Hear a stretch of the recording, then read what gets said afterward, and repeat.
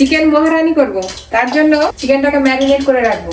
1 চামচ লবণ দিয়ে দিলাম, 3 চামচ মতো টক দই দিয়ে দিলাম, কসুরি মেথি, আদা বাটা, রসুন বাটা, এই দিয়ে মাংসটাকে ম্যারিনেট করে রাখবো। এর সঙ্গে দিয়ে দেবো অল্প একটু কাশ্মীরি লঙ্কা গুঁড়ো।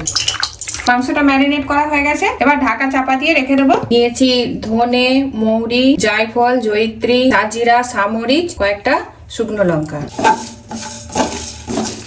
গোটা মশলাগুলো ভাজা হয়ে গেছে, এবার নামিয়ে নেব। এদিকে কড়াই তেল দিয়ে নিয়েছি, দিয়ে দেবো পেঁয়াজ কুচি। পেঁয়াজটা অল্প অল্প ভাজা হয়ে গেছে, এর মধ্যে দিয়ে দেবো বেটে রাখা রসুন বাটা। পেঁয়াজ আর রসুনটাকে একটু ভালো করে ভেজে নেব। দিয়ে দেবো বেটে রাখা আদা। ভালো করে ভাজা হয়ে গেছে, এবার দিয়ে দেবো ম্যারিনেট করে রাখা মাংস। ঢাকা চাপা দিয়ে দিয়ে মাংসটাকে কষিয়ে নেব। মাংসটাকে তেল ছেড়ে দিয়েছে, এই সময় দিয়ে দেবো ভেজে রাখা গুঁড়ো মশলা, সাথে দেবো চিলি ফ্লেক্স। এবার দিয়ে দেবো বেটে রাখা বাদাম, কাজু বাদাম আর আমন্ড বাদাম। 2 চামচ আমন্ড দুধ গুলিয়ে রেখেছি, দিয়ে দেবো। দিয়ে দেবো অল্প একটু গরম মশলা গুঁড়ো, ওপর থেকে দিয়ে দেবো কসুরি মেথি।